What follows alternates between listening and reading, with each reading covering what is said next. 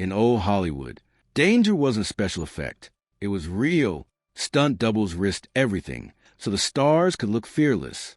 Their names rarely made the credits, but their courage built the legends we still watch today. Before safety wires and digital tricks, these performers jumped from trains, crashed planes through the sky, and rode horses through walls of fire. They fell from buildings with nothing but a canvas bag below. And sometimes they never came back. The stars got the applause. The doubles got the bruises. When a stunt went wrong, production stopped for a moment. Flowers were sent. Then the cameras rolled again. But behind every thrilling chase, every death-defying leap, there was a human being, someone with a family, someone who loved the work, someone who believed the shot was worth the risk. These weren't reckless daredevils. They were craftspeople, pioneers of a trade that had no rule book. They invented techniques that are still used today and pushed boundaries that didn't exist yet. Hollywood remembers the faces on the posters, but the industry was built on the backs of people whose faces you never saw. The ones who made movie magic look effortless.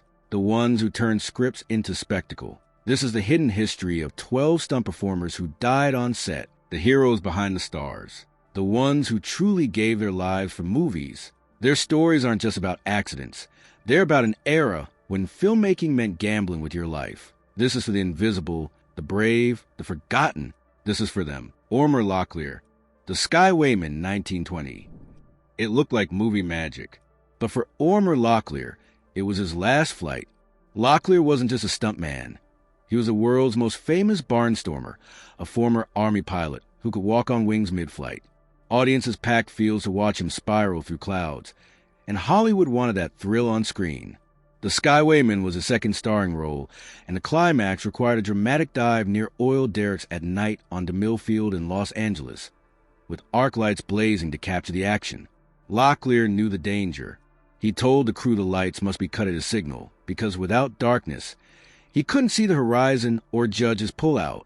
On that August night in 1920, the cameras rolled and Locklear's biplane screamed toward Earth, spinning and diving while the crowd below held its breath. The lights allegedly stayed on. Blinded by the glare, Locklear lost his reference point. The plane slammed into an oil sump, and Locklear and his co-pilot, Milton Skeets Elliott, died instantly. Fox Studios rushed the film to release and marketed the fatal dive as the ultimate realism. Posters promised audiences the actual crash that killed a legend. Thousands attended Locklear's funeral parade, and the nation mourned. But the footage stayed in the film because the spectacle was too valuable to cut. Locklear had warned them. He'd told them exactly what could go wrong. But production pressure won. The shot was worth the risk, or so they thought. He made flying look like freedom, like poetry in the sky, and he gave audiences a thrill they'd never forget. The cost was his life at age 28. The lights never went dark. Neither did the cameras. The show, as they say, went on. Unnamed Stuntman. Ben-Hur, 1925 silent version. Some names never made it into history, but their deaths changed everything. The 1925 silent Ben-Hur was the most expensive film ever made.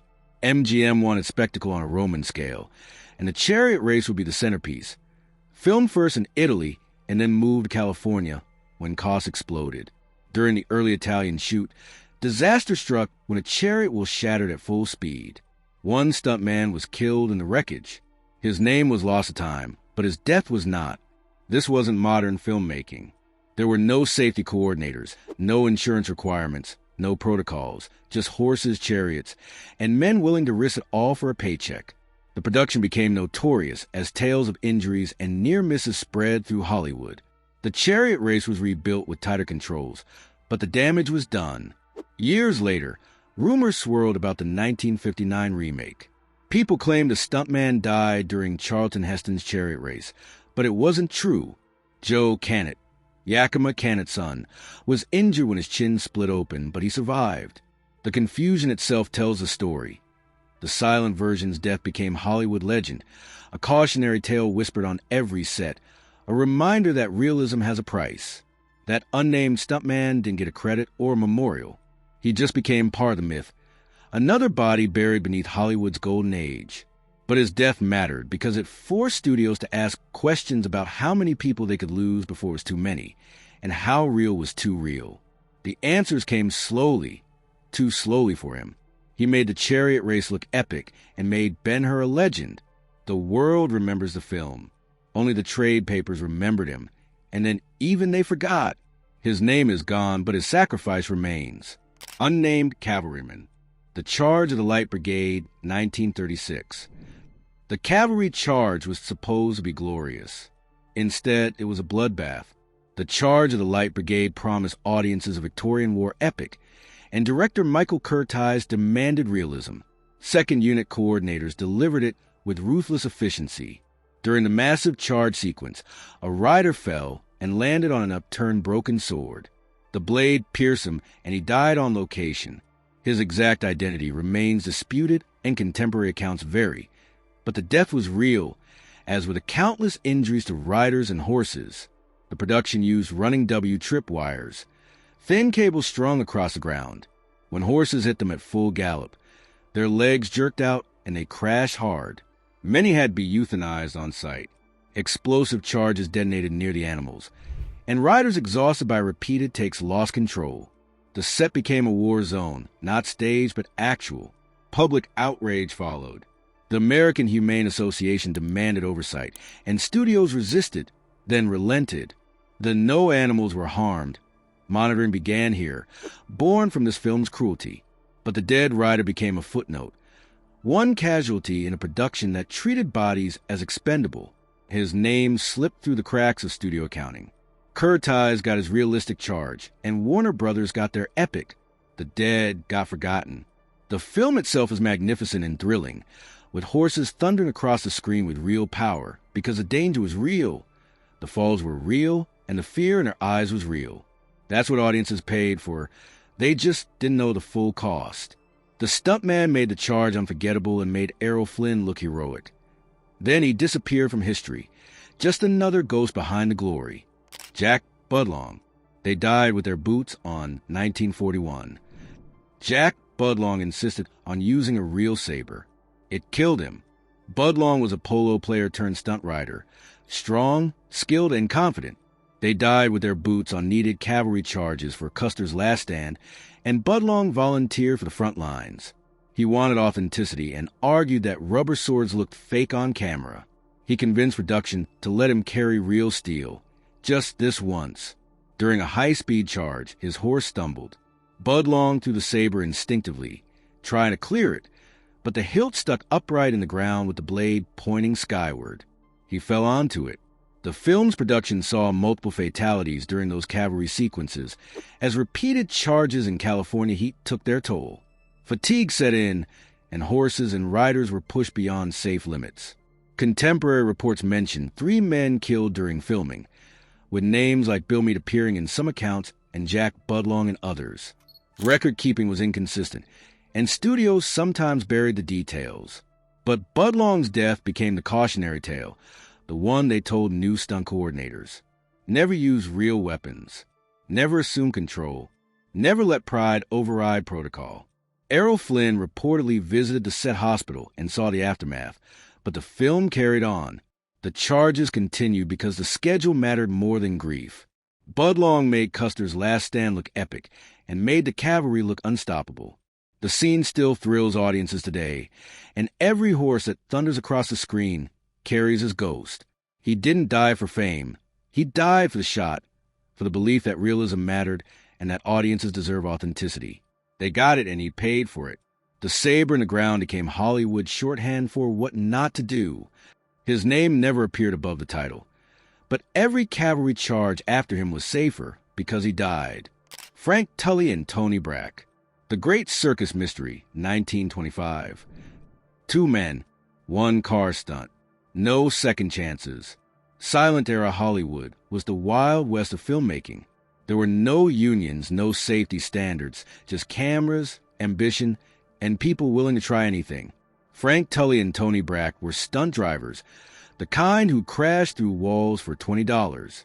The Great Circus Mystery was a serial where each chapter needed bigger thrills. The auto stunt went wrong. Details are scarce, but both men died, and the footage reportedly stayed in the release prints. Audiences watched their deaths without knowing. This was 1925, when seatbelts weren't standard and roll cages didn't exist. Stunt cars were just regular vehicles driven by brave men with no protection. When you crashed hard. When you rolled, you hoped.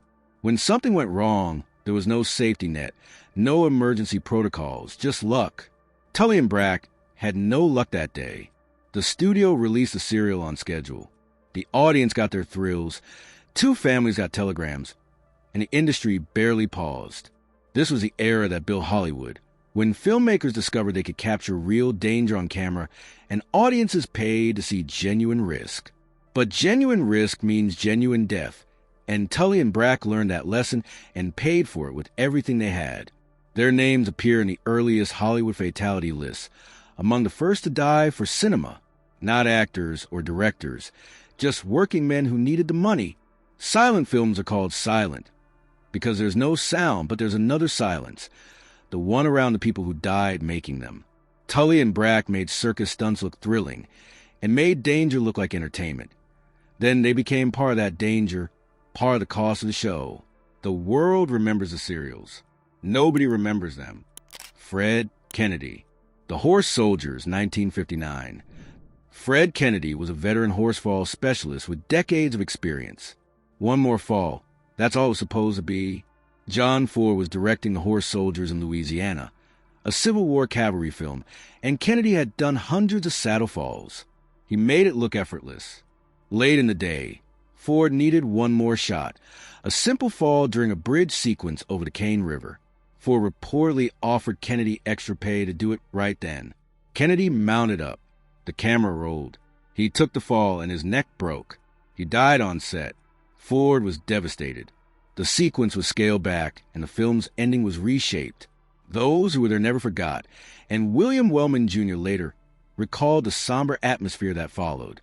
Kennedy's death wasn't about inexperience or recklessness. It was routine turned tragic, the kind of accident that reminds everyone how thin the margin is. Every stunt carries risk, even the simple ones, especially the simple ones, because simple means familiar, and familiar means complacent. Kennedy had survived Wild West shows and decades of movie sets. He'd survived falls that should have killed him, but then one routine gag took him. The Los Angeles Times ran his obituary, and the stunt community mourned. Trade papers memorialized him, but the general public never knew his name. John Wayne's character rode to film. The cavalry charged on screen, and the Civil War battles looked real, because Fred Kennedy made them real one last time. Ford, the legendary director, carried the weight of that day. Some say it changed how he approached stunt sequences and made him more cautious, more protective. Kennedy made danger his career and made falling his art. Then gravity took what had been owed all along. He didn't die for glory. He died doing his job. Paul Mantz, The Flight of the Phoenix, 1965. Paul Mantz gave Hollywood its most daring skies. Then the sky took him back. Mantz wasn't just a stunt pilot. He was a stunt pilot with decades of aerial work behind him. Films with Clark Gable, John Wayne, and Jimmy Stewart. World War II documentaries. Air racing championships. He'd flown everything, everywhere. The Flight of the Phoenix needed a custom aircraft, a plane built from wreckage that could barely fly. Mantz and his partner Frank Tallman built the Phoenix P-1, a strange, ungainly craft that was perfect for the camera. The shot was simple, a low touch-and-go takeoff across desert dunes near Yuma. Mantz had done riskier stunts. He'd flown under bridges, through canyons, and inverted over cities. In July 1965, the cameras rolled, and Mantz brought the Phoenix in low. The landing gear touched. The plane bounced hard, and the airframe broke apart. Mantz was killed in Bobby Rose. His stunt coordinator riding along was seriously injured. The wreckage scattered across the sand. Investigations followed. Some pointed to the aircraft's unforgiving design, while others noted the sink rate and low altitude. Rumors of fatigue and alcohol surfaced, though crew members disputed them. The truth is simpler. Low altitude, hard impact, structural failure, and no room for recovery. Director Robert Aldrich and the production were shaken. The film carries a dedication to Mantz, and his death became required reading for every aerial unit coordinator. Aviation stunt work changed after Phoenix, with tighter safety protocols, more engineering review, and better emergency planning. Paul Mantz's Final Flight wrote those rules. He'd made flying look effortless for 40 years, made danger look graceful, and gave Hollywood wings. Then, in one hard bounce over the desert, it was over. The Phoenix crashed. The legend ended. The cameras kept rolling. John Jordan. Catch 22, 1969. John Jordan didn't double for actors. He captured them from the sky. Jordan was a second-unit aerial director and cameraman, known for getting impossible shots from impossible angles. He'd worked on You Only Live Twice, where he lost his foot in a helicopter accident, but returned to work with prosthetic. He was tough, dedicated, and fearless. Catch 22 was filming aerial sequences in Mexico with vintage B-25 bombers, and Jordan was in his element, hanging out of aircraft to get the perfect shot. During one flight, Jordan was filming from an open position on the B-25. The wind was strong, the aircraft was moving fast, and harnessing standards in that era were minimal. Jordan fell from the aircraft. He didn't survive. The accident highlighted the dangers of aerial photography work, where cameramen often had to position themselves in precarious spots to capture dramatic footage. These weren't stunt performers doing choreographed falls. They were technicians and directors putting themselves in harm's way to make the impossible shot possible. Jordan had already given one foot to his craft, but he came back because the work mattered to him. Aerial units tightened restraint rules after Jordan's death. His accident appears in nearly every major retrospective on set safety history, not as a cautionary tale about recklessness, but as a reminder that danger doesn't only come from the stunt itself. Sometimes it comes from the act of capturing it. The people behind the camera face risks too, often without the same recognition or preparation that stunt performers receive. Jordan made aerial combat look real. He made audiences feel like they were in the cockpit, banking through clouds and dodging anti-aircraft fire. Catch 22 carries his vision on every aerial shot, but also carries his absence. The film was completed. The war scenes look spectacular, and somewhere in all that chaos is the ghost of a man who fell trying to frame it perfectly. David Knowles. The Iger Sanction, 1974. The Iger North Face doesn't care about movies. It only cares about gravity. David Knowles was a climbing double and mountain guide working on the Iger Sanction, a thriller starring Clint Eastwood that required rail climbing on one of Europe's most dangerous peaks. The production insisted on authenticity, which meant putting climbers and crew on actual rock faces thousands of feet above the ground. Knowles and cinematographer Mike Hoover were resetting a shot high on the Iger when rockfall struck them. Knowles was killed, and Hoover was badly injured. This wasn't a stunt gone wrong. This was nature being nature.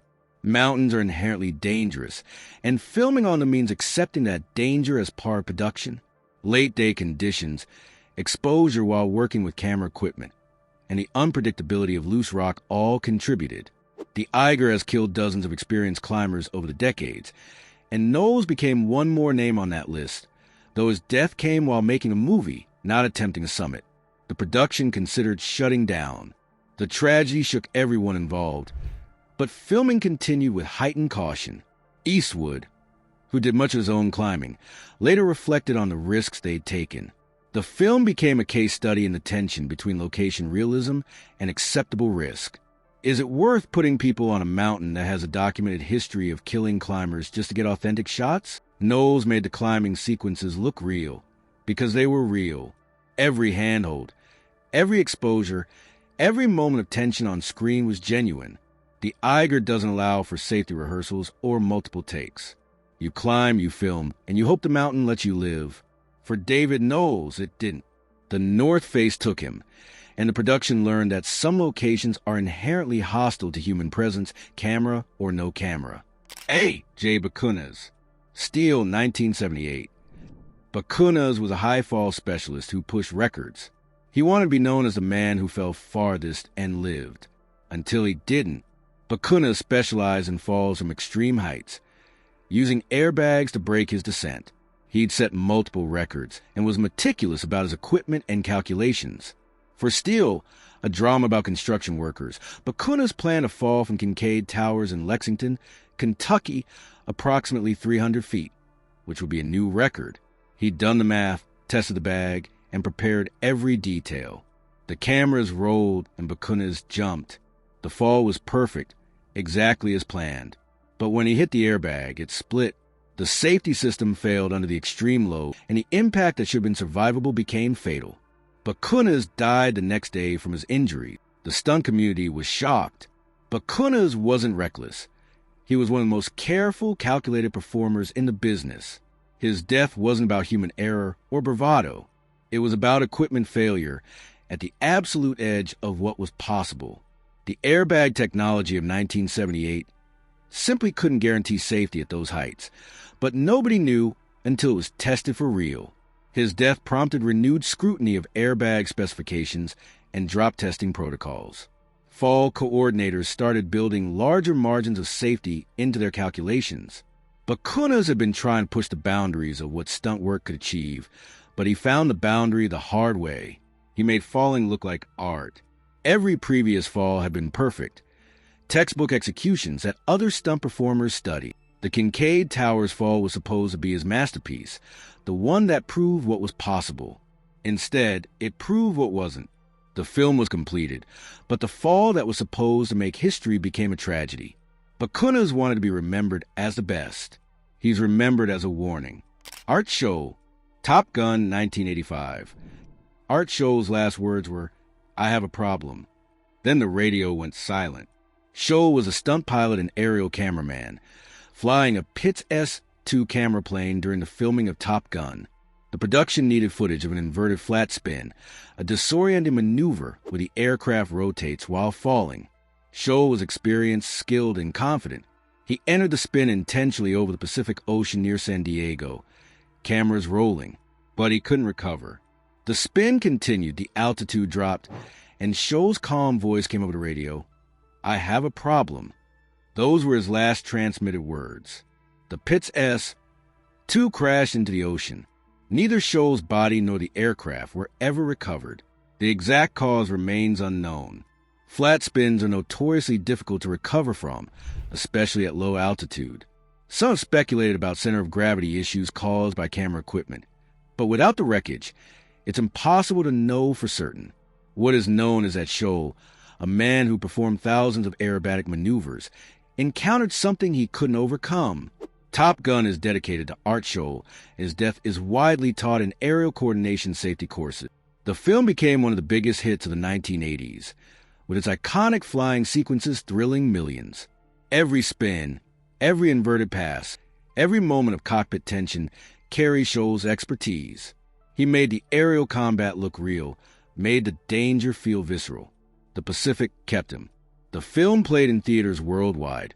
Audiences cheered the dogfights, and somewhere in the credits, a dedication flickered past. Art Scholl gave Top Gun its wings, then disappeared into water. The problem he mentioned went unsolved. The ocean never gave him back. Dar Robinson, $1 Million Mystery, 1986. Dar Robinson was a legend, an innovator who'd set world records for high falls. He invented the decelerator, a safety device that revolutionized stunt work. He'd survived falls that should have killed anyone else. But legends aren't bulletproof. Robinson was working on $1 Million Mystery in Arizona. He'd just completed a major stunt successfully, but production needed one more shot. A high-speed camera pass on a motorcycle along a canyon road. It was routine, just riding fast with camera. Not a jump, not a crash, just speed. Robinson mounted the bike and accelerated. He overshot his braking point on a curve. The motorcycle went off the edge of a cliff. Robinson, who'd survived record-breaking falls with meticulous preparation, died in a simple miscalculation. The routine pass turned lethal in seconds. The industry mourned. Robinson wasn't just any stunt performer. He was royalty, a man who'd changed how stunts were done. He'd made falling safer, made impossible stunts possible, and mentored an entire generation. His death felt wrong, like the universe had made a mistake. How could someone who'd survived so much die doing something so simple?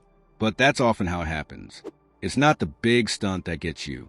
It's a routine one, the easy shot, the moment when you think you're safe. Robinson knew that intellectually, but on that Arizona Canyon road, it didn't matter. High speed, narrow margins, and one miscalculation were enough. A documentary tribute was released in 1988. The stunt community held memorials. But the lesson was stark. No one is invincible, no matter how skilled or experienced. Robinson made the impossible look easy for years, setting records and pushing boundaries. Then a curve in the road took it all away. The motorcycle went over. The decelerator couldn't help. The legend ended on a routine shot. They weren't the stars on the posters, but they were the ones who risked everything to make those posters mean something. Every leap, every crash, every fall carried human cost. These 12 performers, and countless others like them, gave Hollywood its thrills. They made audiences gasp, made stars look fearless, and made the impossible seem real. Their courage built the foundation of every action scene that followed. The industry learned from their deaths, slowly and painfully. Safety protocols were written in blood. The no animals were harmed standard. Aerial restraint requirements. Airbag specifications. Stunt coordinator licenses. Each reform came after someone died, after families grieved, after the cameras finally stopped rolling. But we can't pretend the cost was worth it. These weren't necessary sacrifices. They were preventable tragedies in an era when spectacle mattered more than safety. An era when studios calculated risk in dollars, not lives. When the schedule was sacred and workers were replaceable, yet their courage was real. Their skill was undeniable. They took jobs that terrified others and made them look effortless. They rode horses through fire, jumped from planes, and fell from buildings. They knew the risks and did it anyway because they loved the work, needed the money, or believed the shot mattered.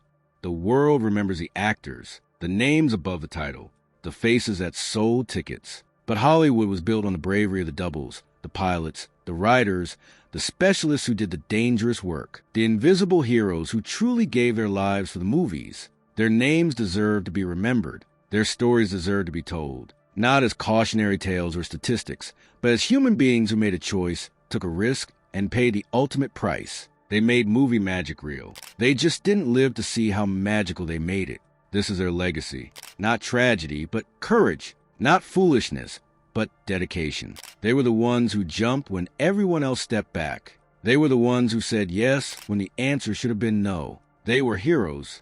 Behind the scenes, beyond the credits, beneath the glory, and they will not be forgotten.